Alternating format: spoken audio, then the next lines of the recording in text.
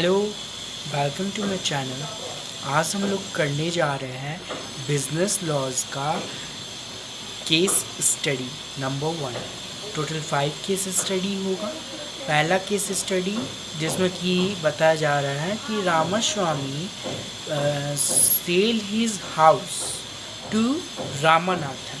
वो मतलब पोस्ट करता है तो रामानाथन वो अपना मंजूरी दे देता है, लेकिन नेक्स्ट डे वो अपना मंजूरी को कैंसिल कर देता है, मतलब कि वो रिवॉक कर लेता है, अपना एक्सेप्टेंस को अस्वीकार कर लेता है। Examine the validity of the acceptance, मतलब हम लोग को यहाँ पर एग्जामिन करना है कि जो उसका जो एक्सेप्टेंस का जो वैलिडिटी है अकॉर्डिंग टू द वो इंडियन कॉन्ट्रैक्ट एक्ट 1872 के अनुसार है। In the light of the following, तो कुछ टर्म्स क्वेश्चंस का दिया हुआ है, जैसे कि पहला है the telegram of revocation of acceptance was received by Ramaswamy before the letter of acceptance. उसके पास पहले ही रिसीव हो गया था telegram before the letter of acceptance. Letter of acceptance आने से पहले ही उसको मतलब रिवोकेशन ऑफ एक्सेप्टेंस का टेलीग्राम मिल गया था। और the telegram of revocation and letter of acceptance both reached together, दोनों एक साथ रीच किया। तो आंसर होगा the problem is related with the communication and time of acceptance. तो ये जो प्रॉब्लम है ये मतलब कि दो चीज़ से रिलेटेड है। पहला तो कम्युनिकेशन, दूसरा time of acceptance and its revocation.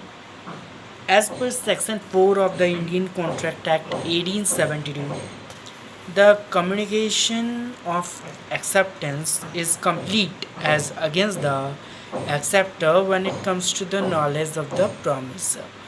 On acceptance may be revoked at any time before the communication of acceptance is complete against the acceptor, but not afterwards. Referring to the above provision, the revocation of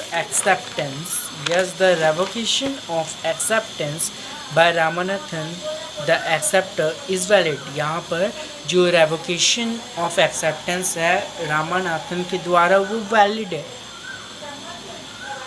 If Ramaswamy opens the telegram first and reads it, अगर वो Telegram को open करके उसको पढ़ लेता है, the acceptance stands revoke, तो फिर उसका जो एक्सेप्टेंस था वो रिवॉक हो जाएगा। If he opens the letter first and read it, revocation of acceptance is not possible as the contract has already been concluded, क्योंकि कॉन्ट्रैक्ट को तो ऑलरेडी ख़त्म कर दिया गया था। नेक्स्ट है a coolie in uniform picks up the luggage of R to be carried out of the railway station without being asked by R, and R allows him to do so. R allow कर देता है कि आप मेरा luggage को railway station से बाहर तक पहुंचा सकते हैं। Examine whether the coolie is entitled to receive money from R under the Indian Contract Act। क्या कुली को पैसा मिलना चाहिए as per the Indian contract act? तो ये इम्प्लाइड कॉन्ट्रैक्ट है। Implied contract come into existence by implication, ये implication से होता है implied contract. Most often the implication is by law and और बाय एक्शन। जो इम्प्लीकेशन है वो या तो लॉ के द्वारा हो सकता है या तो बाय एक्शन के द्वारा हो सकता है। Section 9 of the Indian contract act 1872 contemplate such implied contract. तो इंडियन कॉन्ट्रैक्ट एक्ट उसको कॉन्टेम्पलेट करता है such implied contracts when it lays down that insofar as such proposal or acceptance is made otherwise than in words, the promise is said to be implied। तो इस promise को implied मान लिया जाएगा। Next है on anticipatory breach of contract is a breach of contract occurring before the time fixed for performance has arrived. Discuss the effect of anticipatory breach.